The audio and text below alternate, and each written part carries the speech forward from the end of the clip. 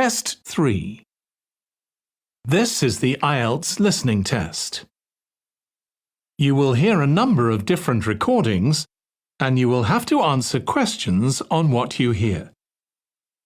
There will be time for you to read the instructions and questions, and you will have a chance to check your work. All the recordings will be played once only. The test is in 4 parts. At the end of the test, you will be given 10 minutes to transfer your answers to the answer sheet. Now turn to Part 1.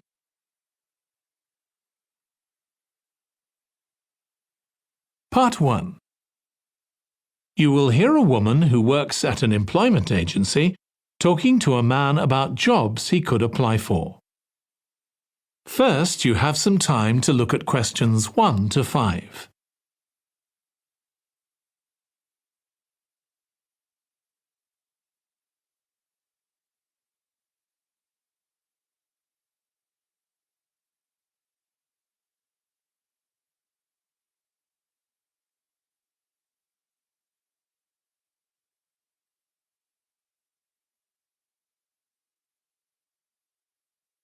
Now listen carefully and answer questions 1 to 5.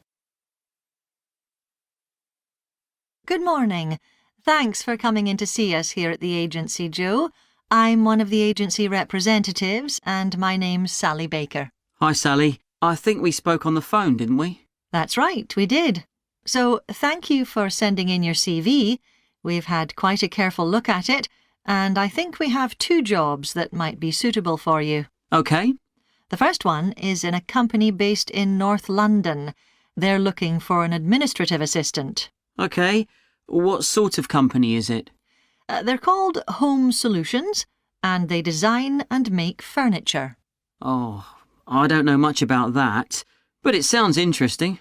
Yes, well, as I said, they want someone in their office, and looking at your past experience, it does look as if you fit quite a few of the requirements. So on your CV it appears you've done some data entry? Yes. So that's one skill they want. Then they expect the person they appoint to attend meetings and take notes there. OK. I've done that before, yes. And you need to be able to cope with general admin. Filing and keeping records and so on. That should be OK. And in my last job, I also had to manage the diary. Excellent. That's something they want here too. I'd suggest you add it to your CV. I don't think you mentioned that, did you? No. So, as far as the requirements go, they want good computer skills, of course, and they particularly mention spreadsheets. That should be fine. And interpersonal skills, which would be something they'd check with your references. I think that should be OK, yes. Then they mention that they want someone who is careful and takes care with details. Just looking at your CV, I'd say you're probably all right there. I think so, yes. Do they want any special experience? I think they wanted some experience of teleconferencing. Oh, I've got 3 years' experience of that. Let's see. Yes, good. In fact, they're only asking for at least 1 year, so that's great. So is that something that might interest you? It is, yes. The only thing is, you said they were in North London, so it would be quite a long commute for me. OK. Before you hear the rest of the conversation, you have some time to look at questions 6 to 10.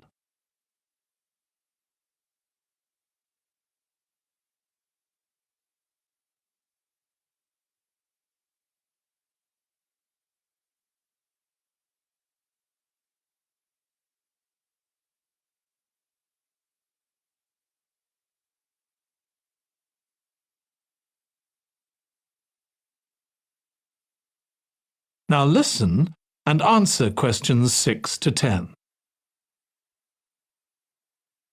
So the second position might suit you better as far as the location goes. That's for a warehouse assistant, and that's in South London. Yes, that would be a lot closer. And you've worked in a warehouse before, haven't you? Yes. So as far as the responsibilities for this position go, they want someone who could manage the stock, obviously, and also deliveries. That should be okay. You've got to keep track of stuff, but I've always been quite good with numbers. Good. That's their first requirement. And they want someone who's computer literate, which we know you are. Sure. Then they mention organisational skills. They want someone who's well organised. Yes, I think I am. And tidy? Yes, they go together really, don't they? Sure. Then the usual stuff. They want someone who can communicate well, both orally and in writing. Okay. And for the last warehouse job I had, one of the things I enjoyed most was being part of a team. I found that was really essential for the job. Excellent. Yes, they do mention that they want someone who's used to that, yes. Now, when you were working in a warehouse last time, what sorts of items were you dealing with? It was mostly bathroom and kitchen equipment, sinks and stoves and fridges. So you're okay moving heavy things? Sure, I'm quite strong and I've had the training. Good. Now, as far as experience goes, they mention they want someone with a licence and that you have experience of driving in London, so you can cope with the traffic and so on. Yes, no problem. And you've got experience of warehouse work. And the final thing they mention is customer service. I think, looking at your CV, you're okay there. Right. So, what about pay? Can you tell me a bit more about that, please? That is the end of part 1. You now have 1 minute to check your answers to part 1.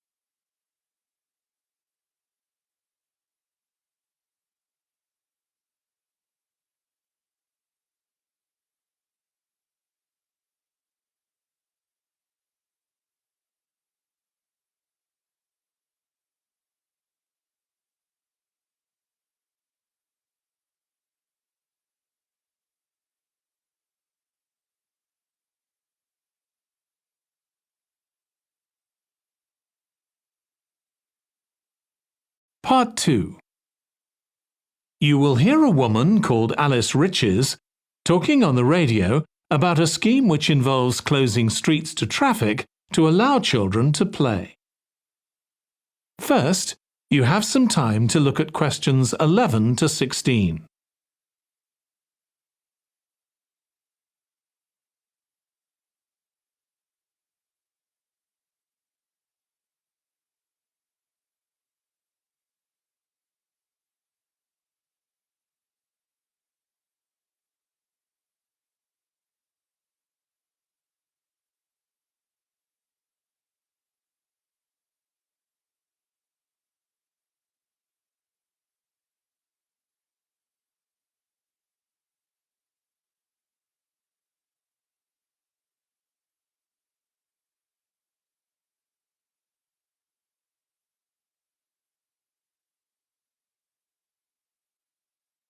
Now listen carefully and answer questions 11 to 16. My guest on the show today is Alice Riches, who started the Street Play scheme where she lives in Beechwood Road. For those of you that don't already know, Street Play involves local residents closing off their street for a few hours so that children have a chance to play in the streets safely. She started it in her own street, Beechwood Road, and the idea caught on. And there are now street play schemes all over the city. So when did you actually start the scheme, Alice? Well, I first had the idea when my oldest child was still a toddler. So that's about 6 years ago now. But it took at least 2 years of campaigning before we were actually able to make it happen. So the scheme's been up and running for 3 years now. We'd love to be able to close our road for longer, for the whole weekend, from Saturday morning until Sunday evening, for example. At the moment, it's just once a week. But when we started, it was only once a month, but we're working on it. So what actually happens when Beechwood Road is closed? We have volunteer wardens, mostly parents, but some elderly residents too, who block off our road at either end. The council have provided special signs, but there's always a volunteer there to explain what's happening to any motorists. Generally, they're fine about it. We've only had to get the police involved once or twice.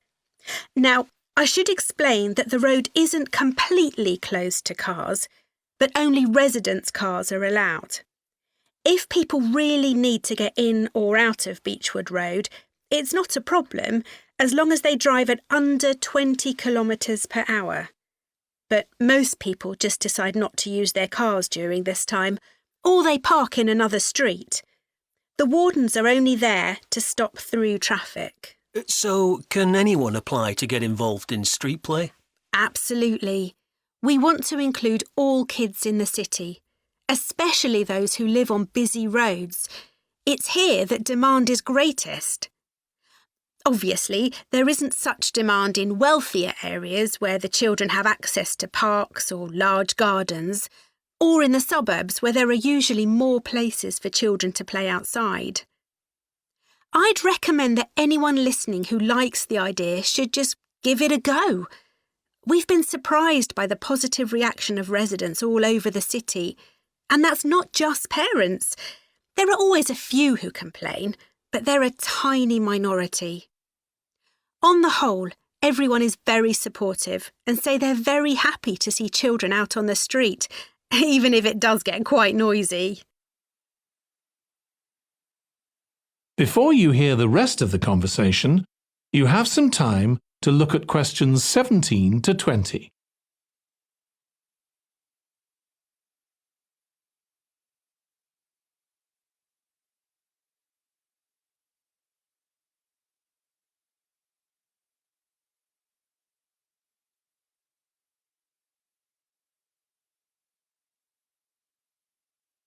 Now listen and answer questions 17 to 20. There have been so many benefits of street play for the kids. Parents really like the fact that the kids are getting fresh air instead of sitting staring at a computer screen, even if they're not doing anything particularly energetic. And of course, it's great that kids can play with their friends outside without being supervised by their parents.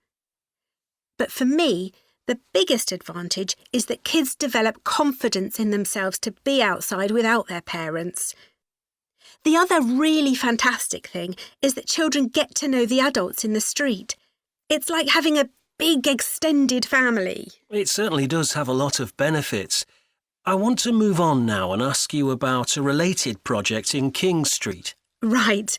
Well, this was an experiment I was involved in, where local residents decided to try and reduce the traffic along King Street, which is the busiest main road in our area, by persuading people not to use their cars for one day. We thought about making people pay more for parking, but we decided that would be really unpopular. So instead, we just stopped people from parking on King Street, but left the other car parks open. It was surprising how much of a difference all this made. As we'd predicted, air quality was significantly better. But what I hadn't expected was how much quieter it would be, even with the buses still running. Of course, everyone said they felt safer, but we were actually amazed that sales in the shops went up considerably that day. We thought there'd be fewer people out shopping, not more. That's really interesting. So the fact that the street was... That is the end of part 2. You now have 30 seconds to check your answers to part 2.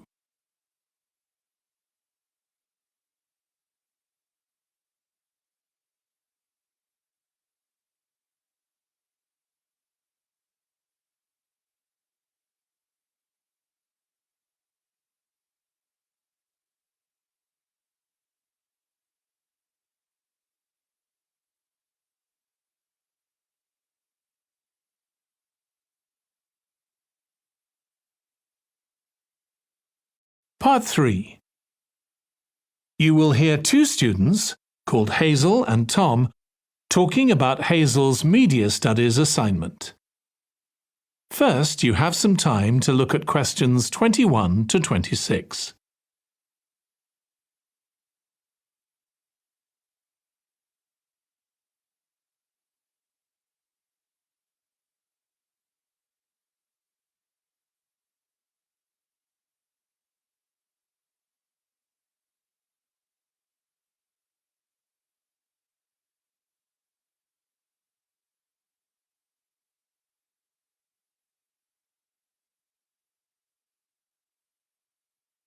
Now listen carefully and answer questions 21 to 26.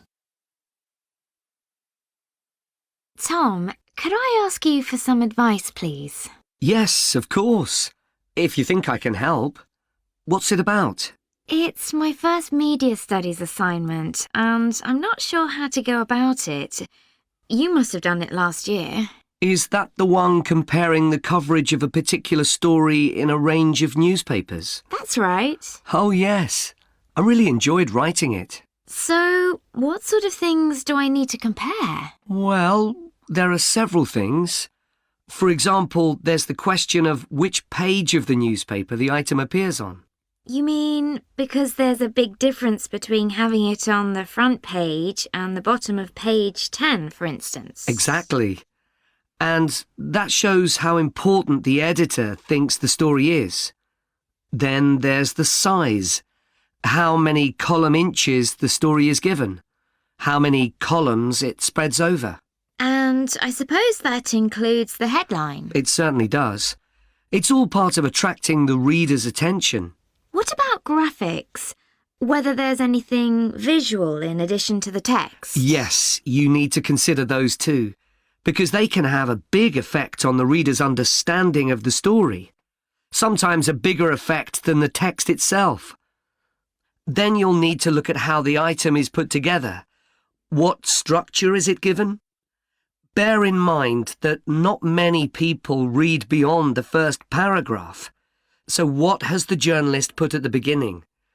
And if, say, there are conflicting opinions about something, does one appear near the end where people probably won't read it? And newspapers sometimes give wrong or misleading information, don't they? Either deliberately or by accident. Should I be looking at that too? Yes, if you can. Compare what's in different versions. And as far as possible, try and work out what's true and what isn't. And that relates to a very important point. What's the writer's purpose? Or at least the most important one, if they have several.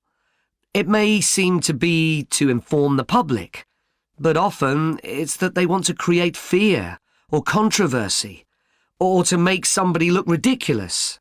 Gosh, I see what you mean. And I suppose the writer may make assumptions about the reader. That's right, about their knowledge of the subject, their attitudes, and their level of education, which means writing so that the readers understand without feeling patronised. All of that will make a difference to how the story is presented. Before you hear the rest of the discussion, you have some time to look at questions 27 to 30.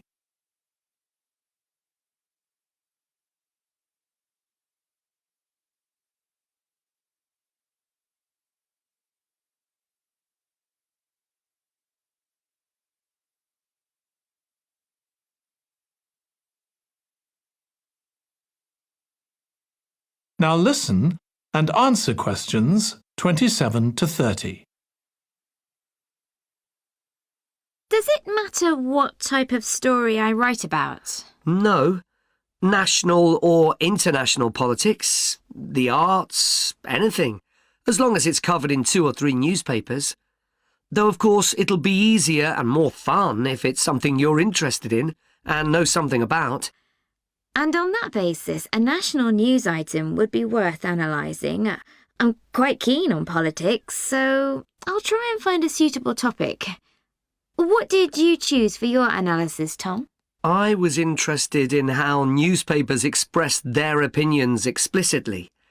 So I wanted to compare editorials in different papers, but when I started looking, I couldn't find two on the same topic that I felt like analysing.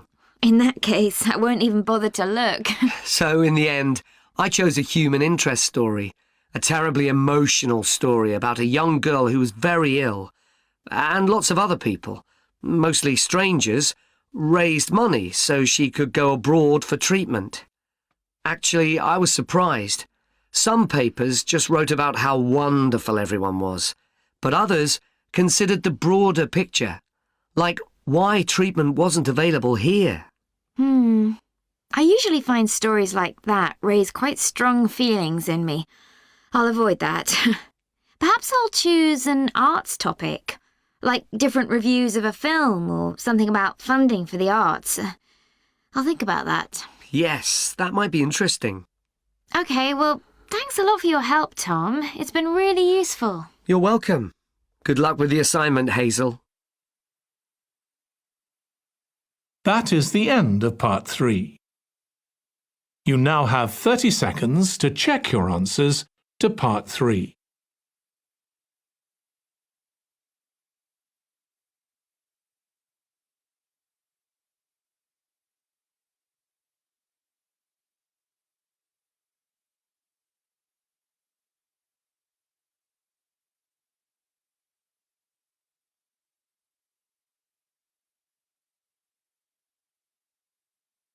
Part 4. You will hear part of a lecture on the early history of keeping clean. First, you have some time to look at questions 31 to 40.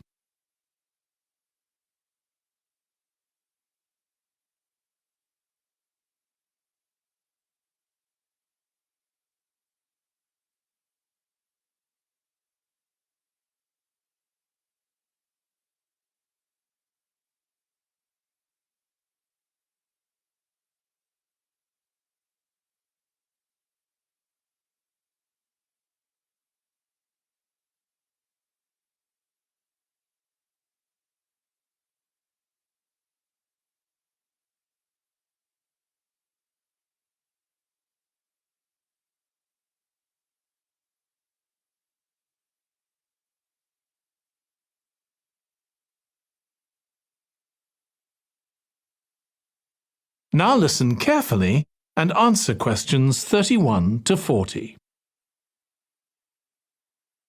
Nowadays, we use different products for personal cleanliness, laundry, dishwashing and household cleaning, but this is very much a 20th century development. The origins of cleanliness date back to prehistoric times. Since water is essential for life, the earliest people lived near water and knew something about its cleansing properties, at least that it rinsed mud off their hands. During the excavation of ancient Babylon, evidence was found that soap making was known as early as 2800 BC. Archaeologists discovered cylinders made of clay, with inscriptions on them saying that fats were boiled with ashes. This is a method of making soap, though there's no reference to the purpose of this material. The early Greeks bathed for aesthetic reasons and apparently didn't use soap. Instead, they cleaned their bodies with blocks of sand, pumice and ashes, then anointed themselves with oil and scraped off the oil and dirt with a metal instrument known as a strigil. They also used oil mixed with ashes. Clothes were washed without soap in streams. The ancient Germans and Gauls are also credited with discovering how to make a substance called soap, made of melted animal fat and ashes. They used this mixture to tint their hair red. Soap got its name, according to an ancient Roman legend, from Mount Sapo, where animals were sacrificed, leaving deposits of animal fat. Rain washed these deposits, along with wood ashes, down into the clay soil along the river Tiber. Women found that this mixture greatly reduced the effort required to wash their clothes.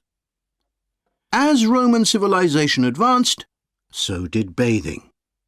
The first of the famous Roman baths, supplied with water from their aqueducts, was built around 312 BC. The baths were luxurious, and bathing became very popular. And by the 2nd century AD, the Greek physician Galen recommended soap for both medicinal and cleansing purposes.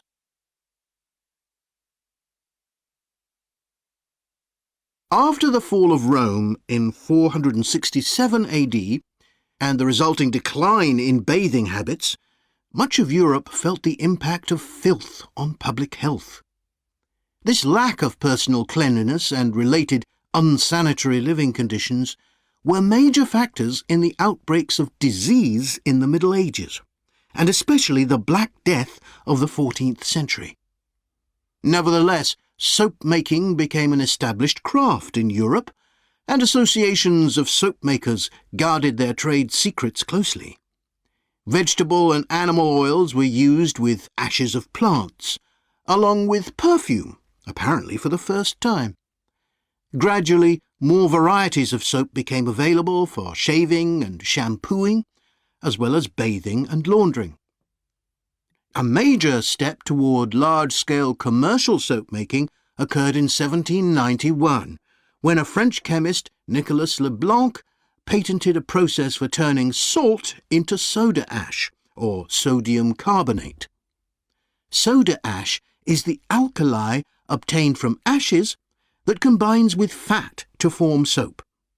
The Leblanc process yielded quantities of good quality, inexpensive soda ash. Modern soap making was born some 20 years later, in the early 19th century, with the discovery by Michel Eugène Chevreul, another French chemist, of the chemical nature and relationship of fats, glycerine, and fatty acids. His studies established the basis for both fat and soap chemistry, and soap making became a science. Further developments during the 19th century made it easier and cheaper to manufacture soap. Until the 19th century, soap was regarded as a luxury item and was heavily taxed in several countries. As it became more readily available, it became an everyday necessity, a development that was reinforced when the high tax was removed. Soap was then something ordinary people could afford, and cleanliness standards improved. With this widespread use came the development of milder soaps for bathing and soaps for use in the washing machines that were available to consumers by the turn of the 20th century. That is the end of Part 4. You now have 1 minute to check your answers to Part 4.